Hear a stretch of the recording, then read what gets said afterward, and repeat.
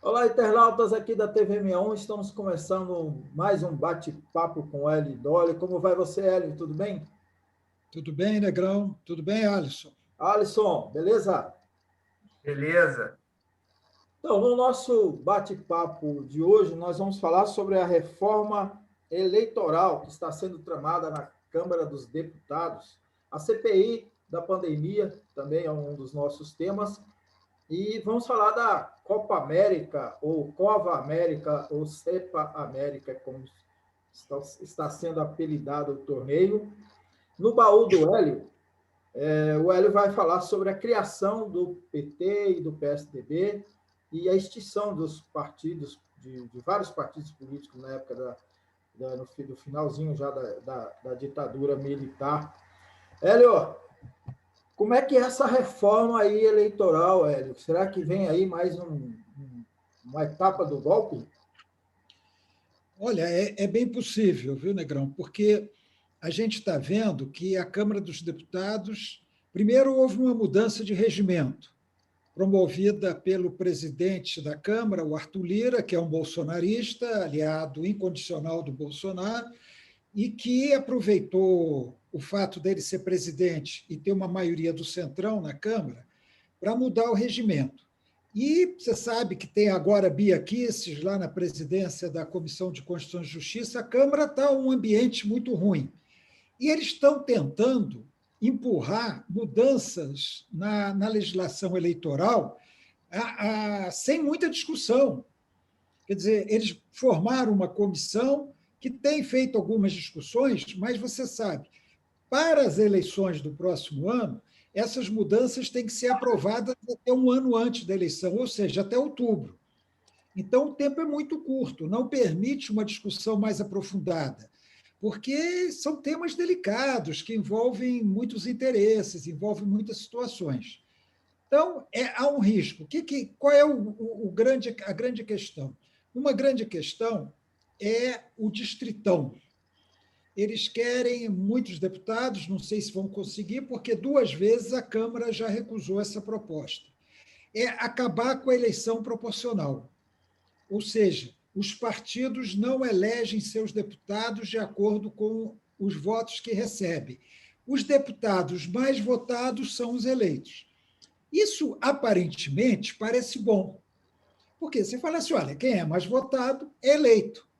Mas num sistema proporcional, como é o nosso e de vários outros países, os deputados são eleitos proporcionalmente à votação que os partidos recebem, não que eles recebem.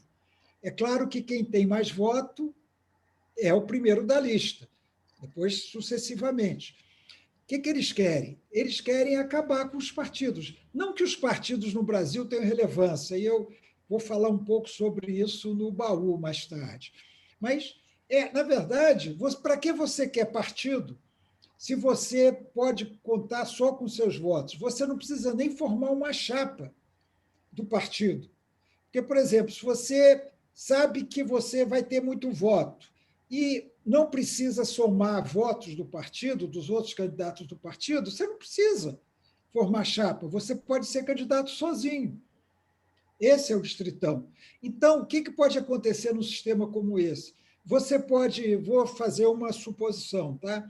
Você pode, vamos supor, Distrito Federal, você pode ter 51% dos votos para partidos à direita e 49% dos votos para partidos à esquerda.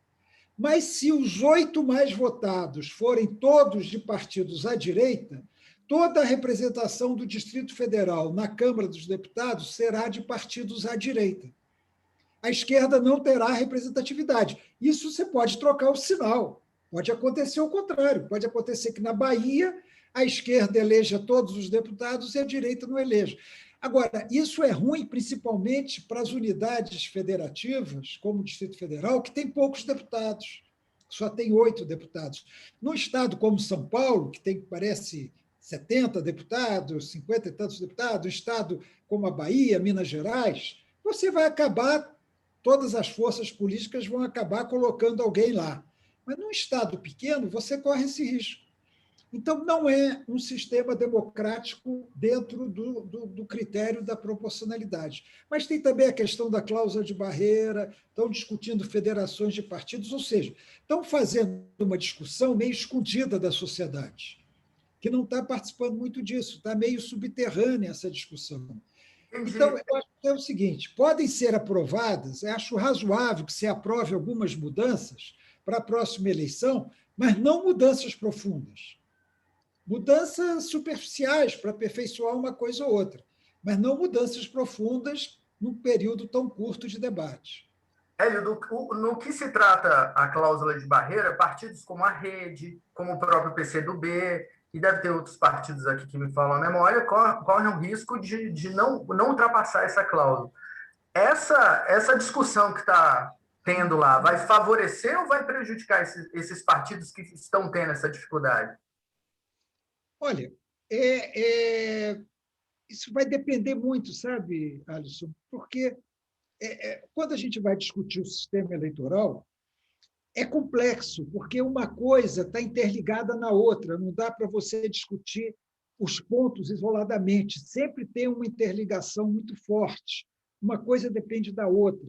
Então, por exemplo, quando eu falo que o distritão acaba com a proporcionalidade, pode parecer que eu estou falando da Alemanha, que tem um sistema partidário consolidado, forte. No Brasil, não, na verdade, não faz muita diferença, porque os partidos são frágeis, os partidos são, muitas vezes, empresas de aluguel, não têm conteúdo ideológico, não têm identidade ideológica, de modo geral. Então, tudo está interligado. Eu vou te dizer o seguinte, por exemplo, vou dar o exemplo que você citou do PCdoB. O PCdoB provavelmente não cumpre a cláusula de barreira, que nessa eleição vai ser de 2%, sendo necessário eleger, se eu não me engano, em 9 estados, deputados em 9 estados. Mas, se entrar o distritão, candidatos do PCdoB com muitos votos poderão se eleger. Então, se você tem num determinado estado, sei lá, vamos dizer, você tem Jandira Fegali, no Rio de Janeiro, de repente ela se elege no distritão. E talvez não se elegesse no sistema proporcional de legendas. Então, é complicado você dar isso. Agora, a cláusula de barreira, em si, ela é aceitável. Ela é aceitável, ela existe em vários países, o maior exemplo é a Alemanha. Ela tenta fazer o seguinte, ela não impede que os partidos existam, só que ela limita os partidos que tenham representação parlamentar. Na Alemanha, a cláusula é exagerada, é 5%. Aqui no Brasil vai chegar a 3%, que internacionalmente é considerado um número razoável, 3%. Quem não tiver 3% dos votos não tem representação no parlamento, o partido perde aqueles direitos todos. Mas isso aí está ligado a uma outra questão, Alisson, que é a importância que a legislação eleitoral no Brasil dá à eleição do deputado federal. É uma distorção isso. Num sistema presidencialista, se fosse num sistema parlamentarista, em que, na verdade, é o parlamento que governa, mas num sistema presidencialista, a eleição mais importante para os partidos acaba sendo a de deputado federal.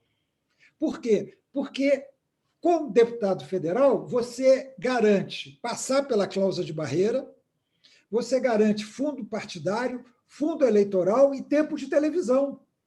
Não adianta você eleger 27 governadores, é um exemplo bobo também, mas é um exemplo. Você pode eleger 27 governadores no país todo, mas se você não tiver deputados federais suficientes, o seu partido pode não existir. Não adianta a eleição para governador. Então, os partidos se jogam na eleição para deputado federal, porque ela é que garante a sobrevivência do partido, tanto financeira quanto política.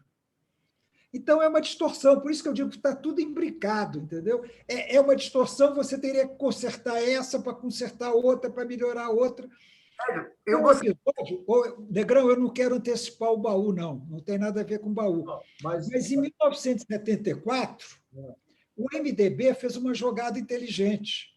O MDB, em 74, diante da dificuldade que tinha, ele pegou seus principais nomes e jogou na eleição para deputado federal e não para o Senado. jogou para deputado e colocou desconhecidos para disputarem o Senado.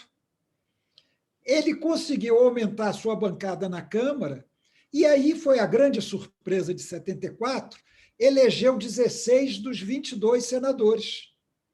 E era tudo gente nova, gente que não era conhecida, era Roberto Saturnino, pouco conhecido, Roberto Saturnino no Rio, Itamar Franco em Minas, Orestes Quercia em São Paulo. Esses caras foram eleitos senadores, por quê? Porque os principais nomes do MDB, na época não tinha eleição para governador, foram para deputado. Então, é isso que pode acontecer, sabe, Alisson? Os partidos carregarem da eleição para deputado federal e desprezarem um pouco a eleição para o Senado, a eleição para governo, para carregar para deputado federal. Olha, só um minutinho, e essa possibilidade, né, uma forma que alguns partidos teriam de romper a cláusula de barreira seria a fusão, né? E a fusão mais famosa que se discute aí, que está em curso agora, é a fusão do PCdoB com o PSB, né? Embora algumas lideranças dos dois partidos não admitam isso. Mas como é que você está vendo isso? Olha, Negrão, o que se quer no Brasil, pela legislação aprovada, é reduzir o número de partidos.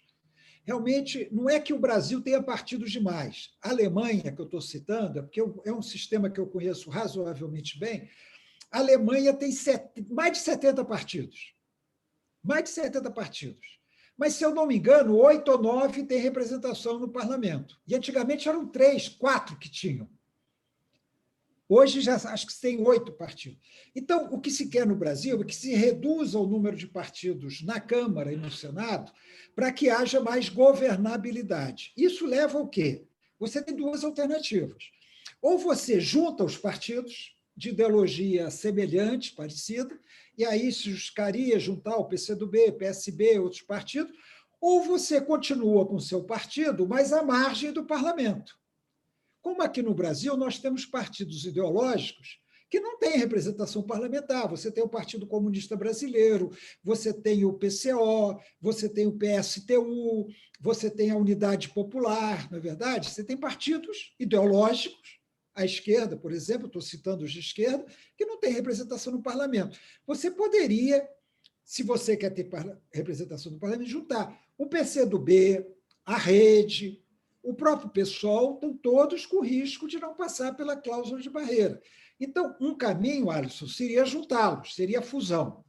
Negrão, pelas informações que eu tenho, nenhuma dessas fusões vai acontecer. O que vai acontecer é que alguns quadros do PCdoB vão para o PSB, entre eles o Dino, o Flávio Dino, governador do Maranhão. Parece que outro seria o Orlando Silva, que foi ministro, que foi deputado, que é deputado. Alguns quadros do PCdoB iriam para o PSB, não haveria uma fusão dos dois partidos. Também fala-se muito na fusão da Rede com o PV, com a Cidadania. Pelas informações que eu tenho, também não deve acontecer. Então, esses partidos vão correr o risco de não terem representação parlamentar a partir de 2022. Um caminho seria juntá-los. Outro caminho seria a federação que vai ser discutida no Congresso. A federação seria o seguinte: esses partidos mantêm sua independência, mas se juntam numa federação e disputam a eleição por essa federação. Agora, depois eles têm que continuar unidos na federação. Eles não podem disputar a eleição pela federação e, no dia seguinte, já se separar de novo. Eles vão ter que passar 4 anos atuando juntos, como uma federação. Você não vai ter o líder do partido A, do B, do C, do D na Câmara. Você vai ter o líder da federação. Entendeu? Então, essa é uma proposta que está sendo discutida, que é para atenuar o risco que esses partidos correm e atenuar também a questão das coligações. Na verdade, as coligações para a eleição de deputado estão proibidas, mas muitos deputados estão incomodados com isso, porque isso dificulta a eleição deles próprios. Porque você tem que dar muito voto para se eleger. Diga, Alisson. Não, eu queria fazer 2 análises. A primeira, alguma consideração, quando você falou desses partidos que são partidos de aluguéis, né? E a Rede, por exemplo, é um partido que defende candidaturas avulsas, que também é uma coisa que está sendo discutida, né? Candidaturas avulsas, pessoas que possam lançar seu nome Mas isso não passa no Congresso. Isso não passa, né? Não. Pois é, e o que você acha disso? Você acha mais interessante essas candidaturas avulsas, que não são aqueles filiados, digamos assim, orgânicos, mas que, e isso acontece muito, entram ali no partido para lançar sua candidatura, ou isso seria mais honesto, digamos assim, do que esses partidos de aluguel que você paga para ser candidato?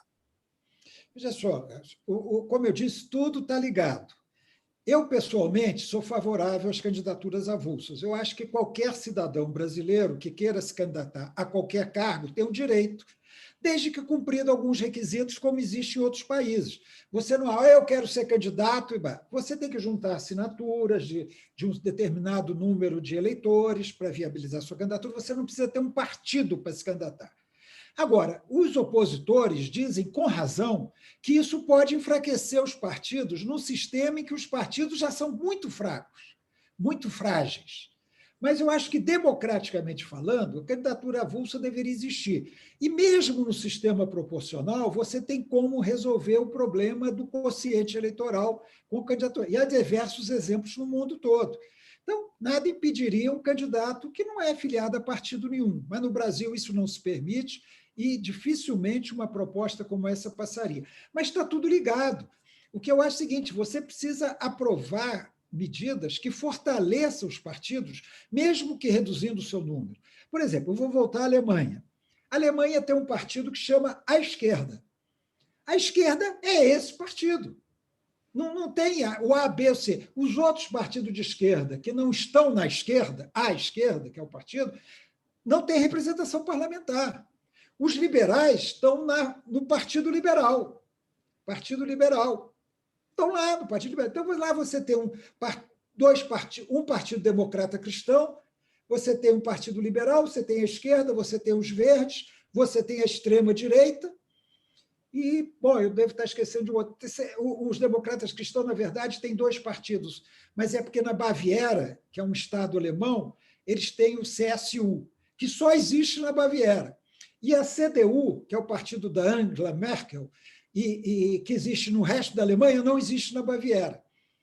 Que é outra discussão que poderia ter no Brasil. Por que você não pode viabilizar partidos estaduais?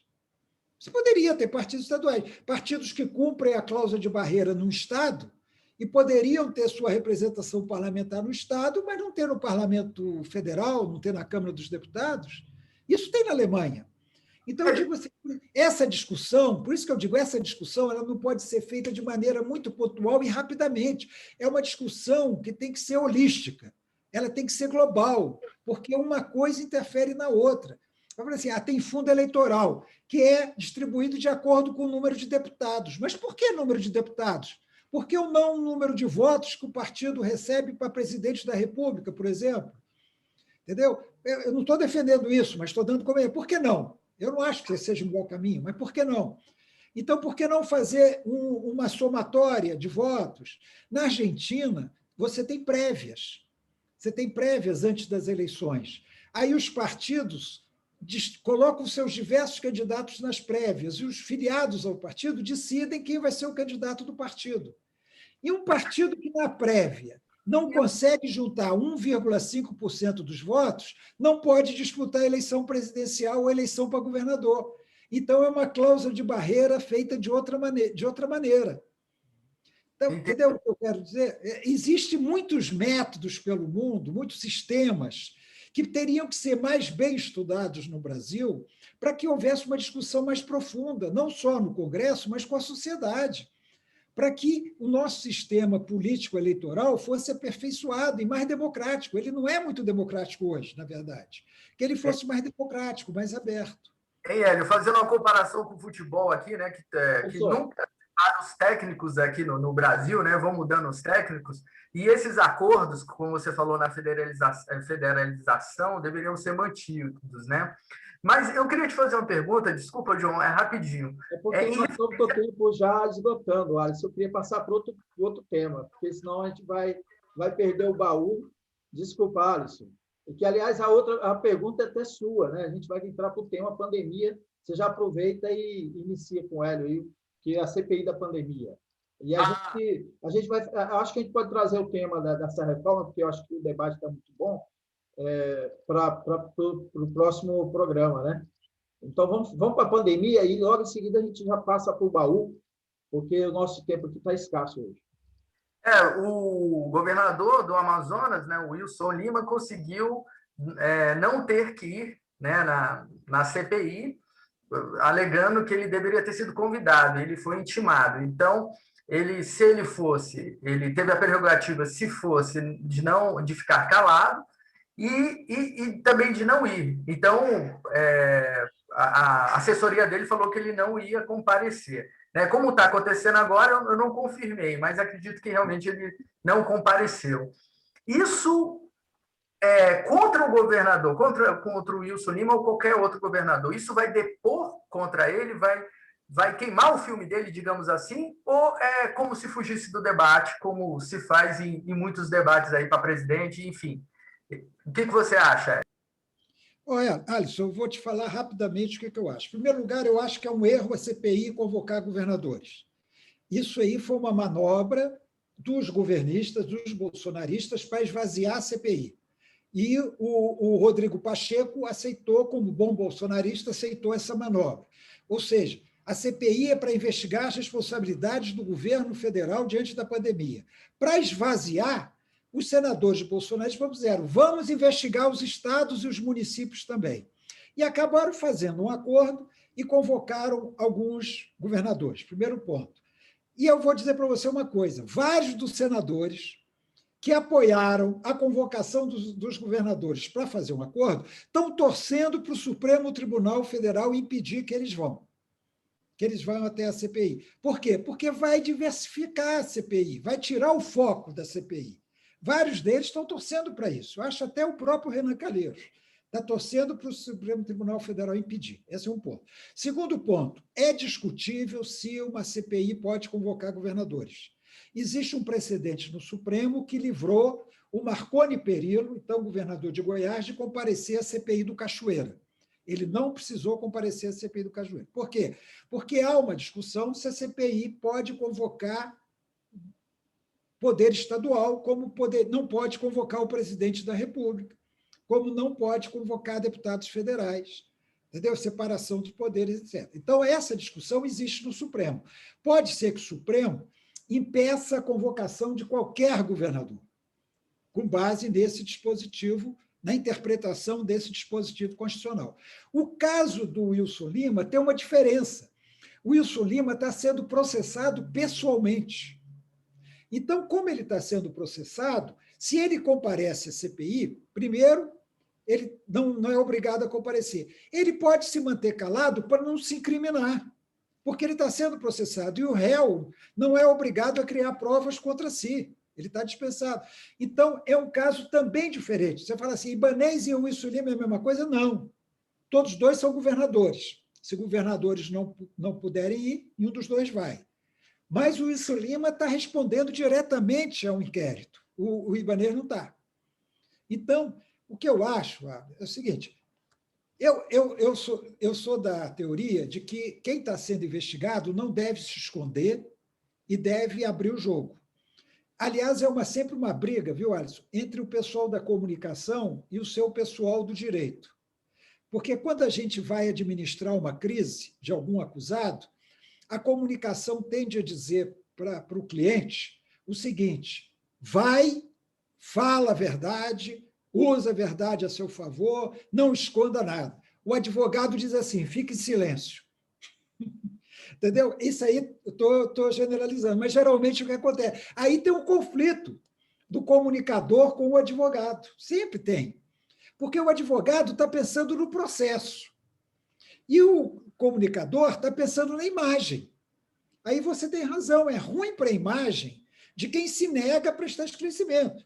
O cara chega e me chama de ladrão. Aí eu falo, me recuso a falar sobre isso. Você vai falar, esse cara é culpado. Agora, se eu chego e falo, eu não sou ladrão por causa disso, daquilo, blá, blá, blá, eu estou me defendendo e eu estou ficando bem. Então, você tem razão na sua afirmação. Eu E aí eu tenho uma postura, e eu posso falar disso porque eu já fui governo, não governador, óbvio, mas já fui secretário em governo. Eu não sou contra a CPI. E eu acho que governo que trabalha contra a CPI é governo covarde, é governo medroso, como o do Ibanez aqui em Brasília. Governo não tem medo de ir para a CPI, tem que ir para a CPI, tem que explicar, tem que falar. E eu sempre defendi isso quando era governo. Sempre defendi isso quando era governo. Então, eu posso falar isso. Tá? Eu acho uma covardia um governador que mobiliza a sua bancada para impedir a investigação contra seu governo. E por isso que eu acho que Ibanez é covarde ao mobilizar os deputados distritais para impedir que se investigue a tragédia que ele provocou aqui em Brasília no combate à pandemia. Muito bem, vamos para o baú do Hélio. Hélio, você acompanhou aí, né, como repórter, como editor, enfim, como cidadão, aquele período, né, da ditadura militar em que havia distensão, em que os partidos começaram a se reorganizar e houve extinção de partidos, e surgiram ali os dois grandes partidos até então, até há pouco tempo o PSDB era um grande partido, o PT, o Partido dos Trabalhadores, e o PSDB, que veio de uma dissidência do PMDB. E você tem o que a nos dizer sobre esse período, Hélio? Olha, Negrão, já que a gente estava falando hoje dessa reforma eleitoral, eu lembrei disso. Só para sintetizar, Negrão, antes do golpe de 64, se eu não me engano, o Brasil tinha 12 partidos. Pode ser que fosse 11, 12. E, naquela época, se achava que eram muitos. E olha que eram 12. Mas, na verdade, você tinha 3 partidos principais, que era a UDN, o Partido da Direita, União Democrática Nacional, o Partido da Direita, o partido que foi, vamos dizer assim, a ala civil do golpe de 64. Você tinha o PSD, que era o partido mais do interior do país, era o partido mais ruralista, era o partido do Juscelino Kubitschek, do Tancredo Neves. Você tinha o PDT, que eram os trabalhistas, do Jango, do Brizola. Esses eram os 3 partidos principais. Mas, por exemplo, o Jânio Quadros, quando se elegeu presidente, não foi por nenhum desses 3 partidos. Foi por um partido menor, o PTN, mas ele tinha um apoio da UDN. Bom, quando veio o golpe, eles fecharam todos os partidos. Fecharam todos os partidos. E a própria ditadura determinou a criação de 2 partidos, um de governo e um de oposição, ou seja, uma oposição consentida. Muita gente, o pessoal do PTB, muitos do PSD, que era o partido do Juscelino, do Tancredo, criaram o MDB, que era o Movimento Democrático Brasileiro, que era a oposição. E os governistas criaram a ARENA, Aliança Renovadora Nacional. E a gente ficou com 2 partidos durante praticamente quase todo o período da ditadura. Eram apenas 2 partidos, oposição e governo. Tem uma história, Negrão, que é interessante, isso aí eu não acompanhei de perto, tá? Mas quando foi o MDB, eles não conseguiam o número mínimo de deputados e senadores para criar o MDB. Não conseguiu o número mínimo de senador. Tiveram que pegar um senador do Acre, o Adalberto Senna, que não queria ir para o MDB, e colocá-lo no MDB. Você tem que ir para o MDB, que nós precisamos ter um partido de oposição. E o Adalberto Senna, meio contrariado, foi para o MDB, ele queria estar na arena, ele queria estar com o governo. Então, para você ter uma ideia. Bom, aí, em 79, resolveram liberar a criação dos partidos, extinguir a Arena e o MDB e liberar a criação dos partidos. É disso que eu queria falar. Liberada a criação do partido, aí eu já estava em plena atividade política, em 1979, e eu participei bem ativamente das conversas que se realizavam na época, mas não para criar o PT, que eu acabei sendo um dos fundadores.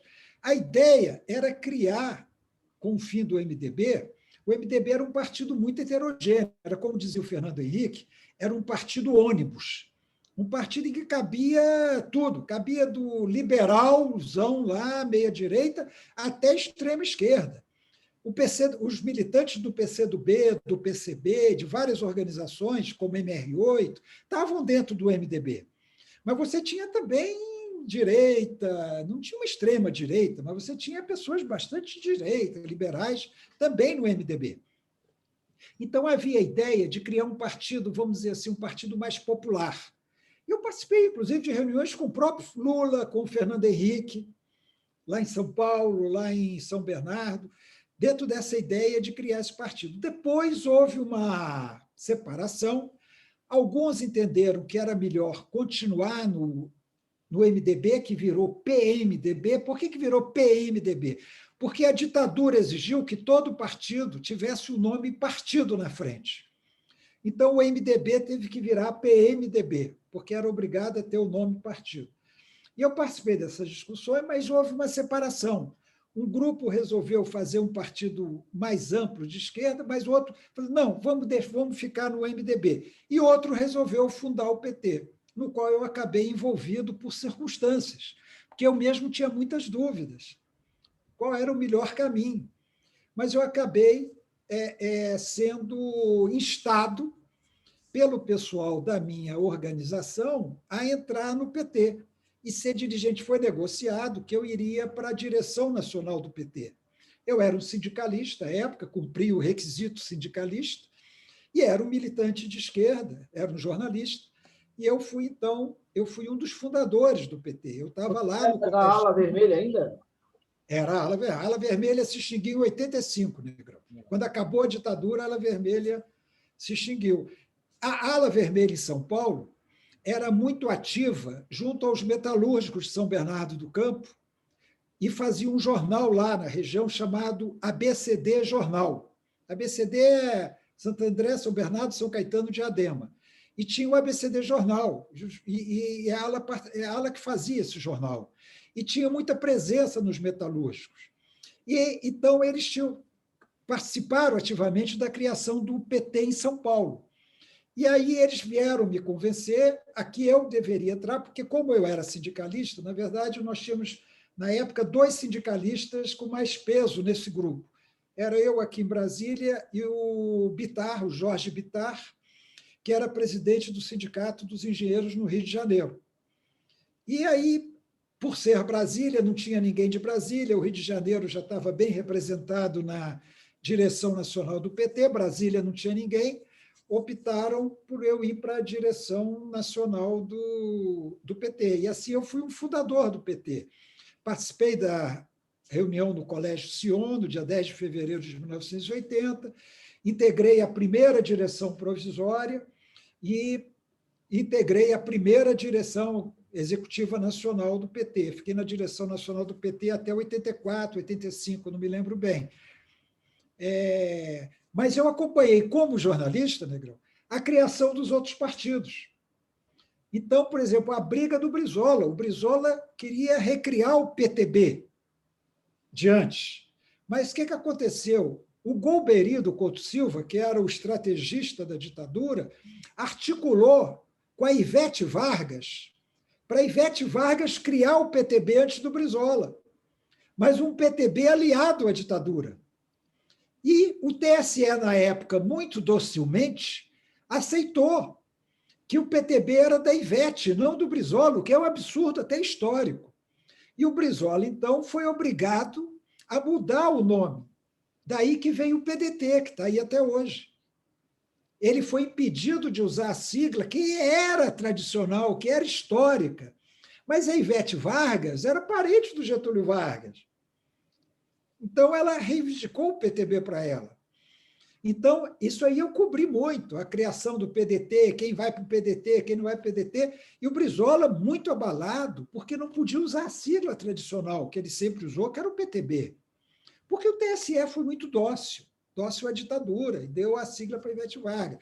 Da mesma maneira, Negro, o MDB era tão grande que uma direita do MDB resolveu criar um partido, o PP, não sei se vocês lembram disso, o Alisson não vai lembrar, o Partido Popular, que os líderes principais eram o Tancredo Neves e o Magalhães Pinto, que eram tradicionais adversários políticos em Minas Gerais. Magalhães Pinto vinha da UDN, Tancredo Neves do PSD. Magalhães Pinto era Arena, Tancredo Neves era MDB, mas eles criaram um partido de direita. E sabe qual era o objetivo desse partido? Que eu também cobri dia a dia da criação desse partido, era lançar um candidato civil a presidente da República na eleição seguinte. Isso era articulado com o Golbery e com o Petrônio Portela, que era o da Arena. Era um partido que fosse o meio termo entre o sucedâneo da Arena, que era o PDS, Partido Democrata Social, e o MDB. Só que, quando a ditadura viu o risco que estava correndo, ela inventou uma legislação obrigando você a votar de cabo a rabo no mesmo partido. Para presidente, governador, deputado, tudo tinha que votar no mesmo partido. E proibiu coligação, como fez agora. O que aconteceu? O PP só durou 2 anos, eles voltaram para o MDB, para poder não perder a eleição. Então, essa história é muito interessante, como foi essa movimentação toda, e o MDB. Aí, Negrão, anos depois, eu também, como jornalista, nessa época, eu já estava. Tudo que eu estou falando eu era da Veja. Mas aí, já no estado de São Paulo, final dos anos 80, nós cobrimos lá a criação do PSDB.